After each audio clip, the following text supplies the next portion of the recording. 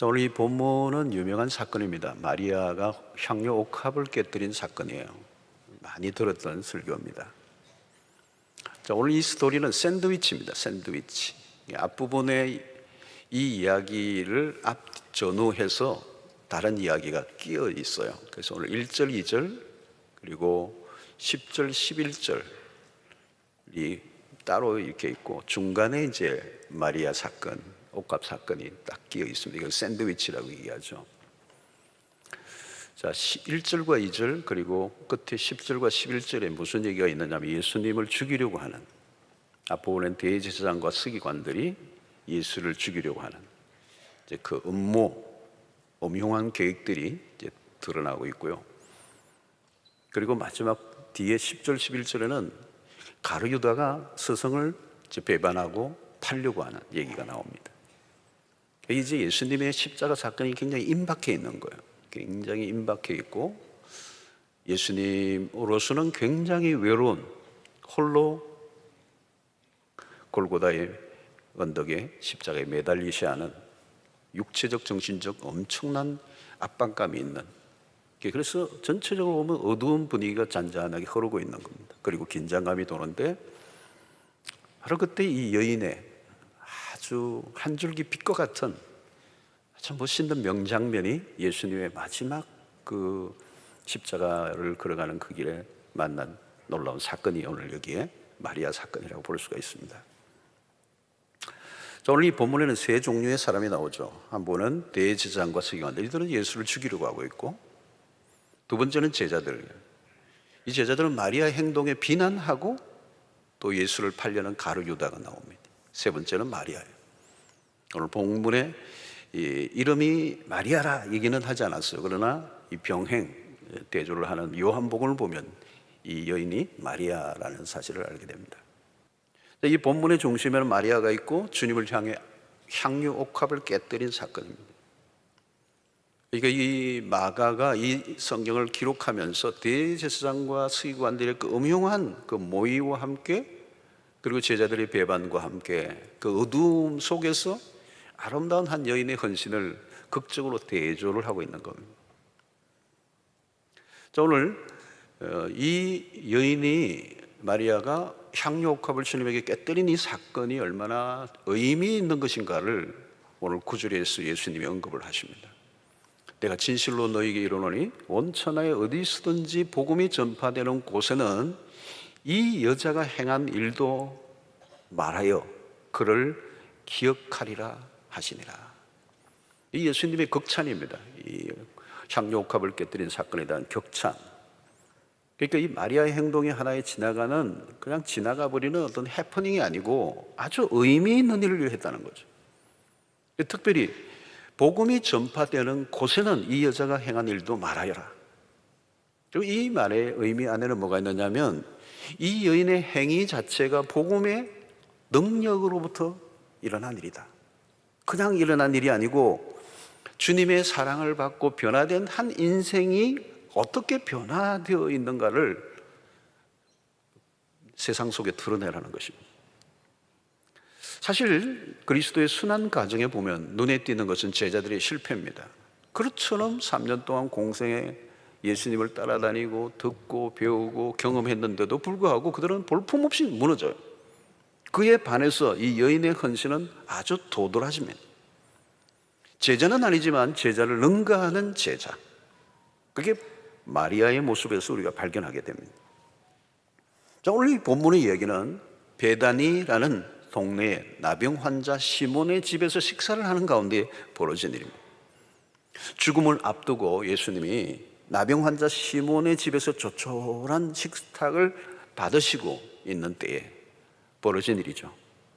오늘 3절에 보니까 예수께서 베다니 나병 환자 시몬의 집에서 식사하실 때에 한 여자가 매우 값진 향유, 곧 순전한 나드 한 옥합을 가지고 와서 그 옥합을 깨뜨려 예수의 머리에 부으니 그랬습니다.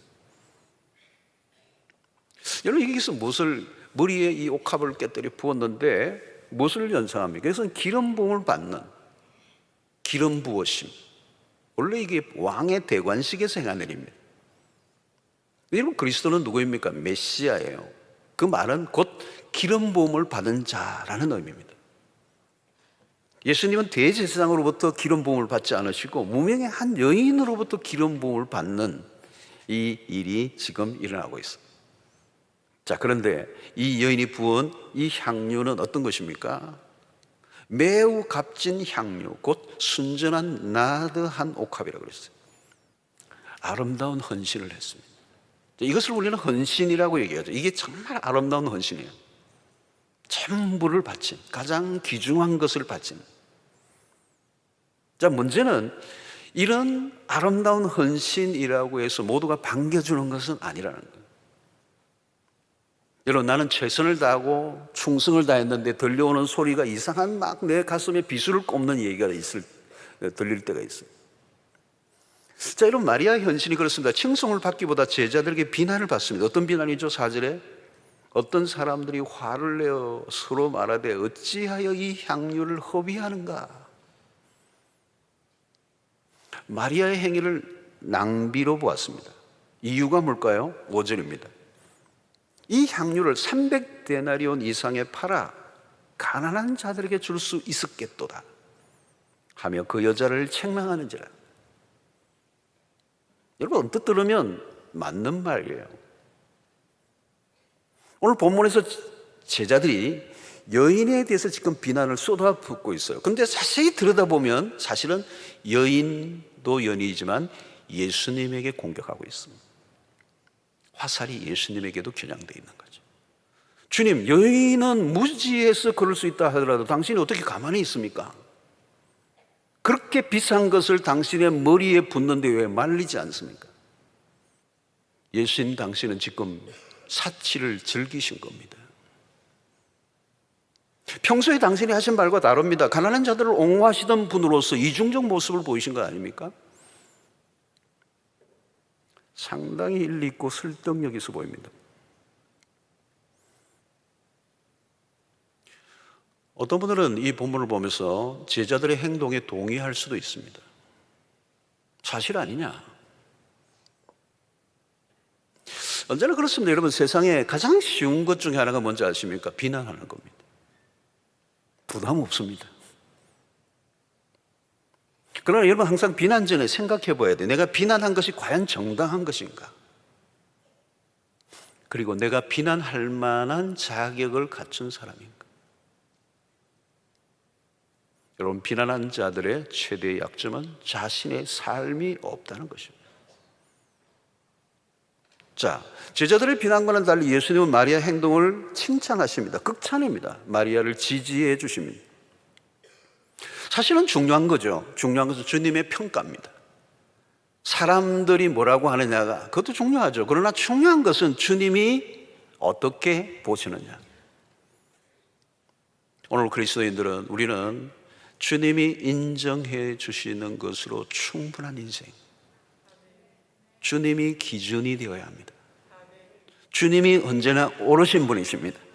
주님은 약하고 가난한 자를 누구보다 돌보시는 분이에요. 주님은 이율배반적인 분이 아닙니다. 주님은 가난한 자를 돕는 것 반대하지 않습니다. 그러나 더 중요한 일이 있다는 거예요. 왜? 주님은 지금 십자가를 앞두고 있다는 거예요. 더 이상 지상에 머물러 계시지 않는 순간이 다가오고 있다는 겁니다. 그래서 무슨 일이든지 타이밍이 중요해요. 여러분, 우리가 이 자녀들은 부모를 위해서 무엇인가를 좀 보답을 해드리고 싶은데 정작 삶이 바쁘다 보면 자꾸 미루죠, 그죠? 할 일도 많고 자녀들을 돌보다 보니까 연세 드신 어른들을, 그 부모님들을 잘 이렇게 배려하지 못할 때가 많아요. 잘 미루다 보면 나중에 보면 영원히 못해요. 진짜 내가 하고 싶을 때는 그 부모님이 안 계시는 거죠. 때를 놓쳐버린 겁니다. 아무리 하고 싶어도 못해요. 돈이 있으면 뭐해요? 시간이 있으면 뭐해요? 그분이 안 계신데. 제자들은 지금 때를 분별하지 못해요. 무슨 때인지를 모르는 겁니다. 답답한 게. 여러분, 지혜가 뭡니까? 지혜는 때를 아는 겁니다. 전도서 3장 5절로 6절에 돌을 던져버릴 때가 있고 돌을 거둘 때가 있습니다. 안을 때가 있고 않는 일을 멀리 할 때가 있으며, 찾을 때가 있고 잃을 때가 있으며, 지킬 때가 있고 버릴 때가 있다. 이 때라는 겁니다. 시간이 지나면 할 수가 없는 겁니다. 마리아는 지혜로운 선택을 한 거죠. 지금 해야 할 가장 중요한 일이 뭔가? 자, 예수님이 이렇게 말씀하세요. 7절에 가난한 자들은 항상 너희와 함께 있으니 아무 때라도 원하는 대로 도울 수 있거니와 나는 너희와 항상 함께 있지 아니하리라. 지금 십자가를 앞두고 있다는 얘기입니다. 그러니까 가난한 자와 예수님을 비교하여 이 문제에 접근하면 안 돼요. 주님은 가난한 자에 관심이 많았어요. 작은 자 하나에게 한 것을 결코 상을 잃지 않을 것이라고 말씀하셨어요. 주님은 가난한 자들의 친구가 되셨습니다. 그러나 여기에서 주님이 말씀하신 초점은 그리스도의 죽으심과 연관이 있는 것입니다. 예수 그리스도의 십자가의 죽으심은 인류의 역사에 단 한 번 있는 일이에요. 그 죽음과 비교할 수 있는 일은 없습니다. 예수님은 지금 그 예수의 마지막 죽음에 초점을 맞추고 있는 거죠. 그녀는 십자가 앞에서 가장 지혜로운 선택을 한 것입니다. 그래서 예수님은 마리아 행동을 적극적으로 방어하시죠. 6절에 예수께서 이르시되 가만두라 너희가 어찌하여 그를 괴롭게 하느냐 그가 내게 좋은 일을 하였다.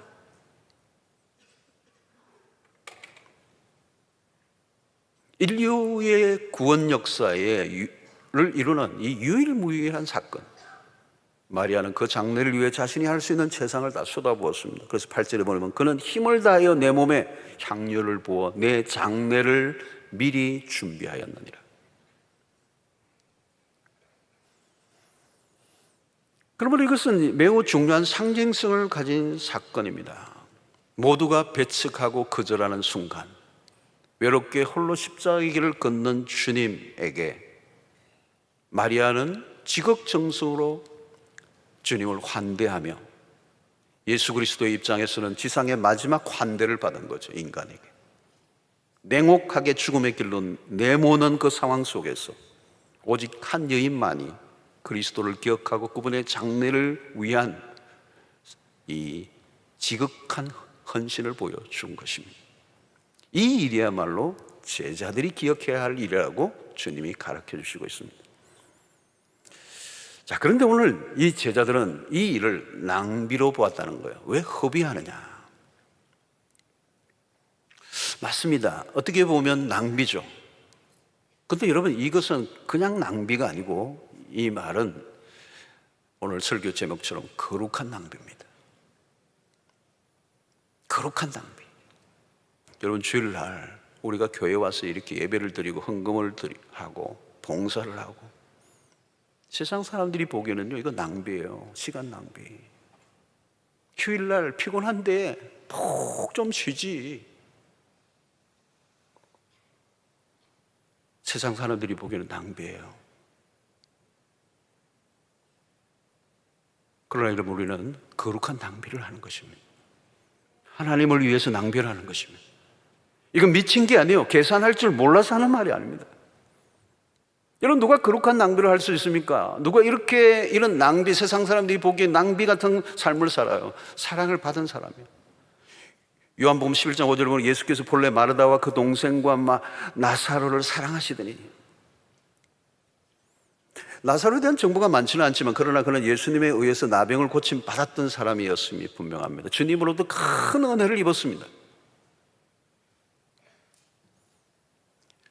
우리도 마찬가지입니다. 여러분 우리가 사랑을 받을 만한 자격이 없는 자로 하나님께로부터 받은 사랑이 너무 큽니다. 받은 사랑에 비하면 우리가 주님 앞에 드리는 것은 지극히 적은 것입니다. 여러분 우리가 그리스도를 위해 생명까지 바쳐도 그것은 낭비가 될 수가 없습니다. 진짜 낭비는 뭘까요 여러분? 가치를 위해 값을 지불하기보다 모든 것을 돈으로 따지고 살아가는 사람들. 가룟 유다는 돈에 밝은 자였어요. 향유 컵을 깨뜨리자 말자 금방 액수가 나왔습니다. 이 향유를 300데나리 이상에 팔아 가난한 자들에게 주었다면 그런 지극히 계산적인 사람입니다. 그러나 돈에는 밝았지만 가치에는 눈이 어두웠어요. 결국 스승을 은 30세겔에 팔아버립니다. 스승을 팔아 겨우 30세겔, 은 30세겔 벌었습니다. 나중에는 그것을 성전에 도로 내어놓고 자기의 목을 매달아 죽고 맙니다. 결국 그의 인생 전체가 낭비되고 말았습니다. 이게 낭비입니다. 마리아가 낭비입니까? 가룟 유다가 낭비를 한 것입니다. 나는 아끼고 살았는데 나중에는 낭비가 될 수가 있습니다. 인생 전체가. 현대인들은 자기에게 필요한 것이라면 돈과 시간을 바칩니다. 사람들은 필요를 넘어 욕망을 위해 자신의 모든 걸 쏟아붓습니다. 그게 낭비입니다. 여러분, 왜 이런 차이를 만들어낼까요? 마리아와 가룟 유다의 극명한 대조는 답은 사랑 때문이에요. 마리아는 예수님으로부터 받은 사랑에 반응했습니다. 신앙의 차이가 여기서 드러납니다. 낭비인가 사랑인가. 기준은 수량적인 게 있는 게 아니에요. 사랑에 있는 겁니다. 사랑을 경험한 사람은, 여러분, 사랑하면 어떻게 되죠? 계산력이 현저하게 떨어집니다. 여러분, 우리가 부모들이 자녀들을 사랑할 때, 우리가 가족관계에 사랑을 베풀 때 계산하지 않잖아요. 가장이 엄마가 아이에게 주면서 이번 도시락은 5,000원쯤 되겠다.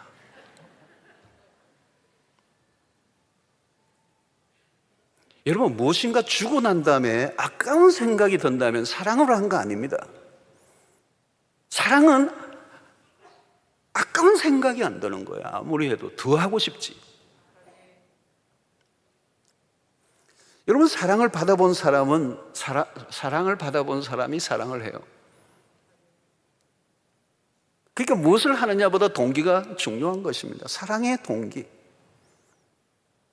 왜 그렇게 엄청난 확률을 깨뜨렸느냐? 그렇게 많은 것을 했느냐 물어도 할 말이 없어. 그냥 답은 그거예요. 사랑했기 때문에. 더 하고 싶었는데 못해서 안타까움. 주님은 마리아의 순수한 사랑을 받으셨습니다. 얼마나 비싼 것인가 아닌가는 주님에게 중요하지 않아요. 우리는 돈으로 모든 것을 하려고 하는 세상을 살고 있습니다. 신앙생활은 돈으로 해결할 수 있는 게 아니잖아요. 사랑이 빠져버리면 남는 건 뭘까요, 여러분? 의무적인 수행밖에 없는 거예요. 여러분, 부부 사이에서도 사랑이 빠지고 나면 의무감만 남죠. 의무. 남편으로, 아내로 의무감만. 여러분, 이 의무감은요 재미 하나도 없고요. 의무감으로 하면요 똑같이 하는데도 감동이 없어요. 그리고 오래 갈 수가 없어요. 지쳐요. 힘들어. 결국 문제가 터지게 돼 있어요. 가룟 유다는 제자였지만 사랑을 몰랐어요. 하나님의 예수님의 말씀을 무수히 듣고 배웠지만 의무감으로만 주님을 대했습니다. 왜? 사랑으로 연결이 안 된 거예요. 그러나 마리아는 의무로 하지 않고 사랑으로 반응했습니다. 8절에 보면 그는 힘을 다하여 내 몸에 향유를 부어 내 장례를 미리 준비하였습니다. 여기 매우 중요한 단어가 힘을 다했다는 거예요. 사랑의 특성입니다, 여러분. 사랑이 있으면 힘을 다해서 하려고 해요. 옥합을 깨뜨렸다는 말은 한두 방울이 아니에요. 그건 완전한 헌신, 힘을 다하여. 여러분, 누가 이것을 가능하게? 십자가를 통하여 하나님의 사랑을 깊이 경험한 사람만이 가능한 거예요. 왜? 이것은 지식이 아니라 경험, 사랑은 경험이기 때문에. 여러분, 교회 안에서 우리가 하는 봉사들도 마찬가지입니다. 그냥 대충 하는 사람과 마음을 다 하는 사람은 구분됩니다. 교사를 하든 성가대를 하든 안대를 하든 정말 사랑으로 하는 사람은 달라요. 교회를 사랑하고 주님을 사랑하고.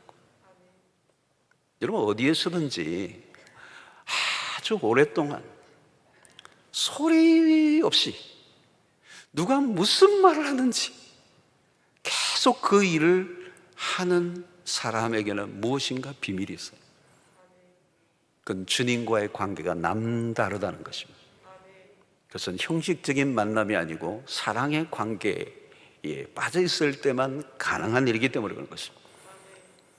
무엇보다 마리아는 주님의 장례를 미리 준비했습니다. 그리스도의 죽음에 초점을 맞추고 있습니다. 제자들마저도 그리스도의 죽음에 초점을 맞추고 있지 않았습니다. 주님은 홀로 외롭게 그 길을 가고 있습니다. 유일하게 한 여인이 관심을 가져줬죠. 마리아야말로 진정한 제자였습니다. 요한복음을 보면 마리아는 자신의 머리카락으로 주님의 발을 닦아요. 꿇어 앉아서. 그 꿇어 앉는다는 의미는 경배한다는 의미가 있어요. 그리고 머리카락으로 주님의 발을 닦는데, 이 머리카락이야말로 여인의 명예요, 자존심이.